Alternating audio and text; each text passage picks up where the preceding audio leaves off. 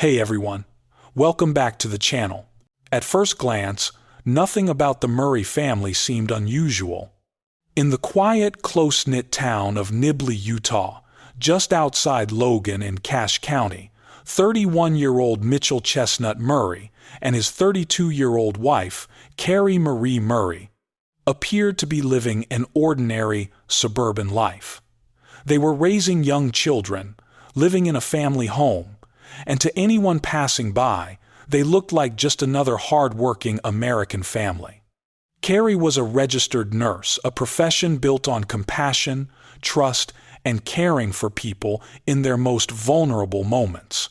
It's the kind of career that naturally leads people to believe someone is kind, responsible, and deeply committed to protecting life. Mitchell, meanwhile, shared the responsibilities of raising their family and maintaining their household. Together, they had an 18-month-old daughter named Ruby Marie Murray. According to her obituary, Ruby was a bright, curious little girl whose smile could light up a room. Like most toddlers her age, she was just beginning to explore the world around her. She loved attention, loved discovering new things, and had an infectious laugh that brought joy to those who knew her. From the outside, nothing suggested that anything was wrong. Neighbors saw what looked like a normal family. There were no obvious signs that, behind the walls of their home, a heartbreaking tragedy was slowly unfolding.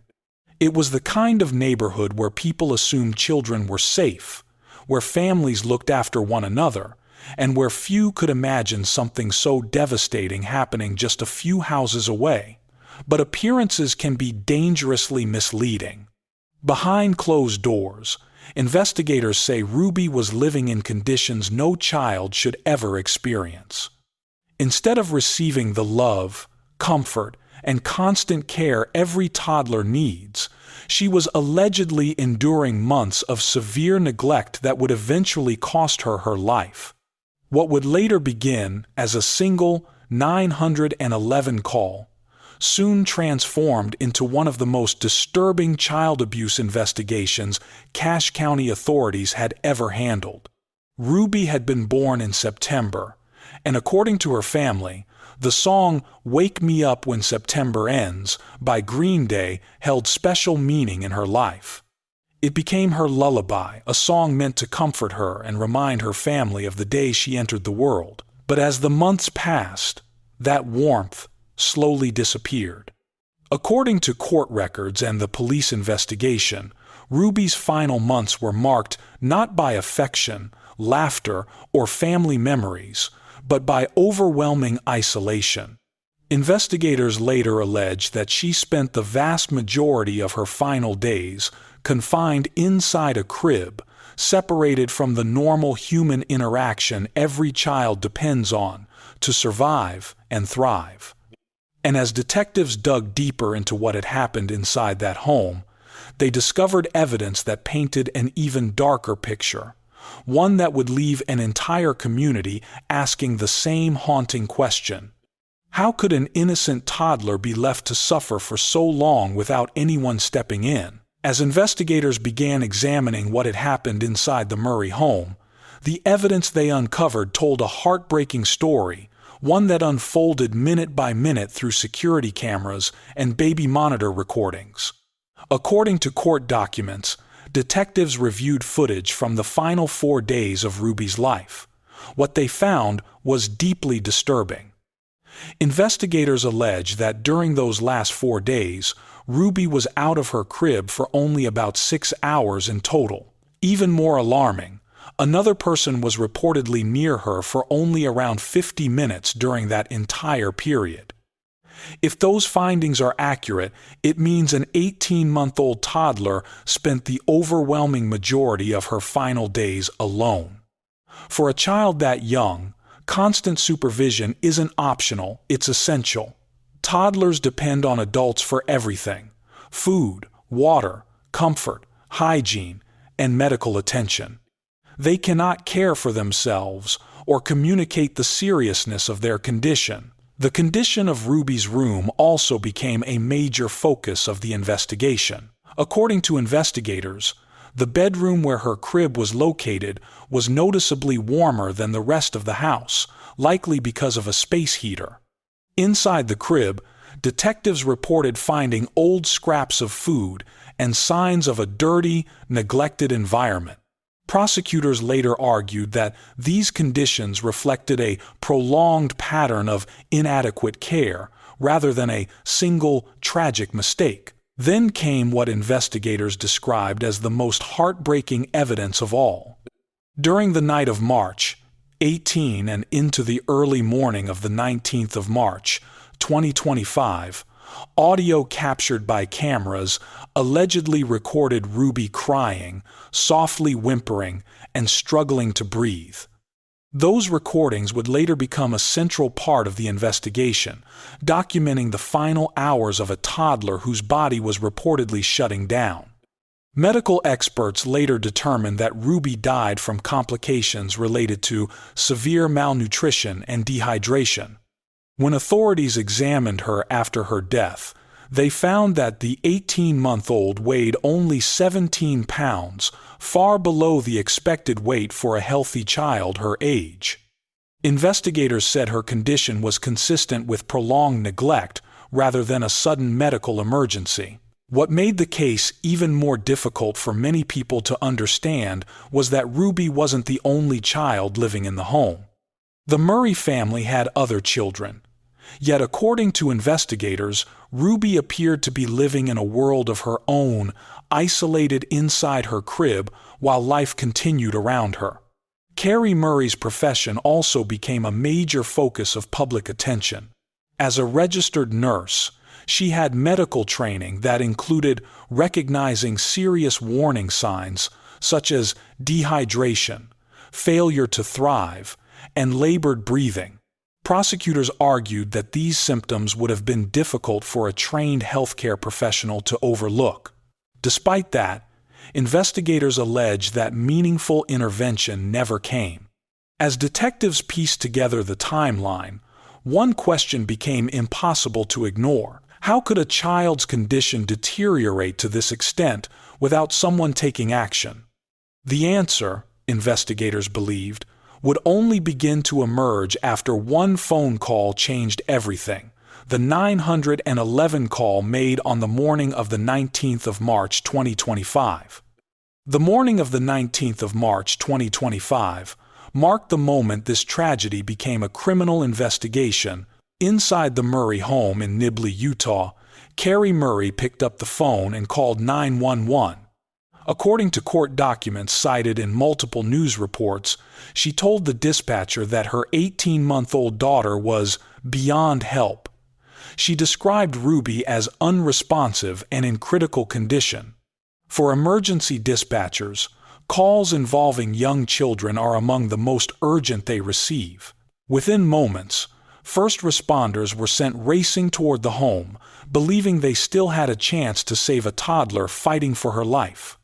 But when police officers and paramedics arrived, they were met with a devastating scene. Ruby was found inside her crib, completely unresponsive. Despite the efforts of emergency personnel, there was nothing they could do. The little girl had already died. The investigation that followed would later determine that Ruby's death was caused by complications of severe malnutrition and dehydration conditions investigators said had developed over an extended period rather than appearing suddenly overnight. As authorities began reconstructing the final moments before the 911 call, another allegation quickly became a major focus of the case. According to court records, Carrie Murray, who worked as a registered nurse, did not perform CPR or other basic life-saving measures before emergency responders arrived. Court documents further allege that, despite standard emergency dispatch procedures that typically include CPR instructions when appropriate, she did not act with the urgency investigators believed the situation required. One media report also cited investigative findings indicating that Carrie spent only a very brief amount of time with Ruby immediately before placing the emergency call. That allegation became another piece of evidence prosecutors later used to argue that Ruby had not received the care she desperately needed. For investigators, this wasn't simply about what happened during those final minutes. They believed the 911 call represented the end of a much longer pattern of alleged neglect, one that had unfolded over weeks or even months inside the family home.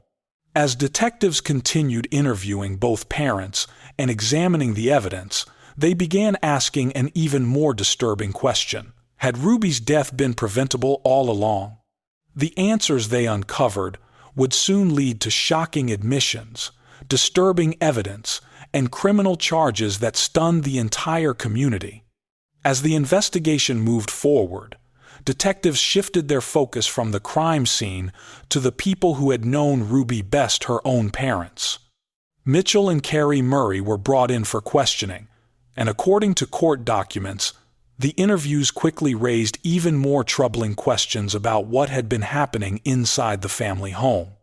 One of the most shocking moments, according to investigators, came during Carrie's interview. Police reports allege that when detectives asked about Ruby's condition and death, Carrie appeared unusually detached. According to court filings and media reports, she reportedly said words to the effect of, "It was her time, I guess," and also stated that she felt no guilt. Those statements, if accurately reported, immediately became a significant part of the prosecution's case. Investigators viewed them as evidence of an extraordinary lack of concern following the death of an 18-month-old child. Because Carrie was a registered nurse, a profession centered on protecting and preserving life, the alleged remarks drew even greater public attention. Mitchell Murray was also questioned by investigators. According to court records, both parents acknowledged that Ruby had spent much of her life inside her crib. Investigators allege that the couple described a routine in which the toddler was frequently left alone for long periods with limited interaction, inconsistent feeding, and little medical attention, even as her condition visibly deteriorated. As detectives compared those interviews with the physical evidence collected from the home, the two appeared to tell the same story. The crib where Ruby spent most of her time was reportedly not the clean, safe sleeping space every child deserves. Instead, investigators documented old food remnants, signs of poor sanitation, and conditions they believed reflected prolonged neglect rather than a temporary lapse in care. Detectives also noted that Ruby's room was noticeably warmer than other areas of the house, a detail they included as part of their overall assessment of the environment. But perhaps the most powerful evidence wasn't found in the room at all. It was found in Ruby herself. Medical findings showed the devastating physical effects of prolonged malnutrition and dehydration. According to investigators, this was not the result of a sudden illness or a single missed meal. They argued it reflected a gradual decline that unfolded over an extended period during which Ruby's condition became increasingly severe. For prosecutors, these interviews, combined with the medical evidence, surveillance footage, and the condition of the home, helped form the foundation of the criminal case against both parents. What had begun as a tragic death investigation was now evolving into a case that authorities believed involved a sustained pattern of neglect, one that would soon lead to some of the most serious criminal charges available under Utah law. In December 2025, months after Ruby's death, the case took another dramatic turn. When authorities announced the arrests of Mitchell and Carrie Murray, the news spread quickly across Nibley, Cache County, and beyond. Residents who had once viewed the family as ordinary were left trying to understand how such a tragedy could have unfolded behind closed doors. One detail drew particular public attention. Carrie Murray wasn't just a parent, she was a registered nurse, someone professionally trained to recognize medical emergencies and care for vulnerable patients. Prosecutors allege that, despite that training, Ruby had been deprived of the most basic necessities of life. The contrast between Carrie's profession and the allegations against her became one of the most talked about aspects of the case. As the investigation continued, prosecutors argued that the evidence pointed not to a single mistake or a brief lapse in judgment, but to what they described as reckless indifference toward a vulnerable child's well-being. According to investigators, the tragedy did not begin with the 911 call. Instead, they believe the emergency call marked the final chapter of months of alleged neglect. By the time first responders were contacted, prosecutors argued Ruby's condition had already deteriorated beyond recovery. To understand how that happened, Cache County investigators conducted an extensive review of every piece of available evidence. They analyzed security camera recordings, baby monitor data, medical records, digital evidence, and interviews with the parents. Rather than relying on a single source, detectives worked to build a detailed timeline of Ruby's final months. According to court records, the surveillance footage became one of the strongest pieces of evidence in the case. Investigators reported reviewing hours of recordings that allegedly showed Ruby spending long stretches of time alone in her crib, with only limited interaction from caregivers. Audio recordings also documented periods in which she could be heard crying or showing signs of distress, while investigators allege that parental responses were often minimal. The baby monitor records and other evidence reportedly supported that same timeline, reinforcing investigators' conclusion that Ruby had been left isolated for extended periods during the final days of her life. Medical experts later concluded that Ruby died from complications of malnutrition and dehydration, conditions that ultimately led to organ failure. At just 17 pounds, investigators said she was severely underweight for an 18-month-old child. Prosecutors argued that such a condition would not have developed suddenly. Instead, they alleged it reflected a prolonged decline that would have been apparent to a caregiver over time. As detectives assembled the surveillance footage, medical findings, and witness statements, they concluded that the evidence pointed to an ongoing pattern of neglect rather than an isolated incident. With that evidence in hand, authorities prepared to move forward with some of the most serious criminal charges available, setting the stage for a case that would soon enter the Utah court system. After months of gathering evidence, reviewing surveillance footage, analyzing medical records, and interviewing witnesses, investigators believed they had enough to move forward.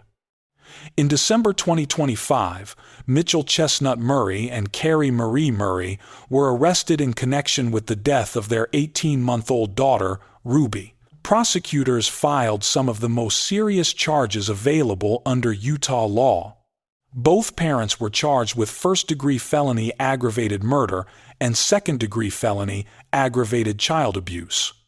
According to prosecutors, the case was not based on a single act of violence, but on what they described as a prolonged pattern of neglect that ultimately led to Ruby's death. The prosecution alleged that the couple failed to provide the most basic necessities every child depends on to survive: adequate food, water, medical care, and proper supervision. Prosecutors argued that this alleged failure demonstrated what Utah law describes as reckless indifference to human life. According to court documents, investigators believed Ruby's condition deteriorated over an extended period. They alleged that she remained in an unsanitary crib for long stretches of time, received inadequate care, and did not receive timely medical attention despite showing increasingly serious signs of physical decline. Based on those allegations, prosecutors argued that investigators also described the case as one of the most disturbing child neglect investigations they had encountered in Cache County. The combination of surveillance footage, medical findings, and the parents' own statements made the investigation unlike many others they had handled. As news organizations including KSL, KUTV, and the Herald Journal reported new details from court filings, public reaction intensified across Utah and beyond. Many people struggled to understand one particular aspect of the case. How could a healthcare professional, someone trained to recognize the warning signs of dehydration, malnutrition, and medical distress, allegedly failed to intervene as a child became critically ill? The case also raised concerns about the welfare of the Murray family's other children. Authorities began examining whether any additional children in the home had been placed at risk, and Child Protective Services became involved as part of the broader investigation. By this point, the case had grown far beyond a local tragedy. It had become a statewide conversation about child protection, parental responsibility, mandatory intervention, and the devastating consequences that can occur when warning signs are allegedly ignored. But even with the arrests made and the charges filed, the legal process was far from over. The next chapter would unfold inside a Utah courtroom, where both parents would eventually face a decision that changed the course of the case. As the criminal case moved through the Utah court system, the evidence continued to grow. According to prosecutors, the investigation was supported by multiple forms of evidence, including surveillance video, baby monitor recordings, medical findings, digital records, and statements made during police interviews. Taken together, investigators believe the evidence presented a detailed timeline of Ruby's final months. Although the Murrays initially maintained their positions, prosecutors argued that the combination of physical evidence and investigative findings made the case increasingly difficult to dispute. Amid the court proceedings, Ruby's obituary offered a completely different picture of the little girl at the center of the case. Her family remembered her as a sweet, curious child who loved music, exploring the world around her, and filling every room with laughter. Those memories stood in heartbreaking contrast to the allegations described in court documents, an 18-month-old who investigators say spent much of her final weeks isolated inside a crib. The case also demonstrated the critical role that evidence can play in child abuse investigations. Technology that many families install for safety, home security cameras, and baby monitors became some of the investigation's most important witnesses. Unlike human memory, the recordings provided investigators with a timeline that could be compared against medical evidence, interviews, and other records. Then, in early July 2026, the case reached a major turning point. Mitchell and Carrie Murray appeared in court and entered guilty pleas to reduce charges of child abuse, homicide, and aggravated child abuse. As part of the plea agreement, prosecutors dismissed the original aggravated murder charges. While the plea meant there would be no lengthy public trial, it also meant both parents accepted criminal responsibility under the reduced charges.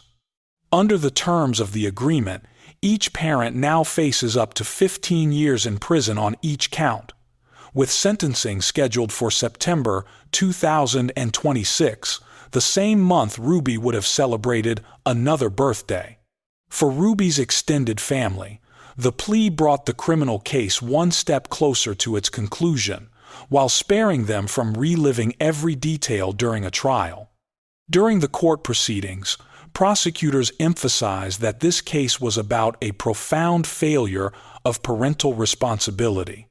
They argued that Ruby's death was preventable, and that every child depends entirely on the adults responsible for their care. Ruby's life lasted only 18 months. According to investigators, those final months were marked by neglect. But through the investigation, the court proceedings, and the pursuit of accountability, her story became a powerful reminder that neglect can be just as deadly as direct physical violence. And even after the guilty pleas, Ruby's case continues to leave behind an important message, one that extends far beyond a single courtroom and serves as a warning about the devastating consequences of child neglect. Ruby Marie Murray's story didn't end when the court case made headlines. Instead, it became part of a much larger conversation, one that continues across Utah and throughout the United States. Child welfare advocates, medical professionals, law enforcement officials, and community members have all pointed to this case as a painful reminder of how devastating child neglect can be and how important it is to recognize the warning signs before it's too late. Experts often emphasize that young children are completely dependent on the adults who care for them. They cannot ask for food, seek medical treatment on their own, or explain the seriousness of what they're experiencing.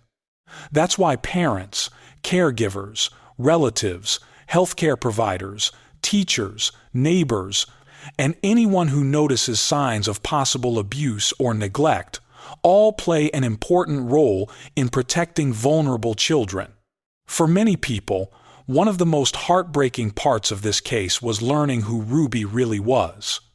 According to her obituary, she was a sweet, curious little girl whose laughter and smile could brighten any room. She loved music, discovering new things, and bringing joy to the people around her. Reading those words makes the contrast with the allegations in this case even more difficult to comprehend. As the legal process continues, Mitchell and Carrie Murray now face the long-term consequences of their guilty pleas. But for Ruby, there is no opportunity to grow up, celebrate another birthday, start school, or experience the future every child deserves. Her story is ultimately about more than one criminal case. It is a reminder that child neglect can be just as deadly as physical violence, and that prolonged inaction can have irreversible consequences. Every child deserves safety, care, compassion, and adults who will protect them when they cannot protect themselves. Cases like this also highlight why reporting suspected child abuse or neglect matters. If someone notices a child who appears dangerously neglected, severely underweight, consistently left alone, or in immediate danger, contacting local law enforcement or child protective authorities can make a life-saving difference. In the United States, resources such as the Child Help National Child Abuse Hotline are available to provide guidance and connect callers with appropriate support. Sometimes, one phone call can change the course of a child's life. Unfortunately, in Ruby's case, help came too late. Her story now stands as a solemn reminder of the responsibility every adult shares in protecting the most vulnerable members of society and of the devastating cost when that responsibility is not fulfilled. If this case moved you, let it also serve as a reminder to stay aware, speak up when something doesn't seem right, and never assume someone else will step in. Protecting a child can begin with a single act of concern. Thank you for watching. Rest in peace, Ruby Marie.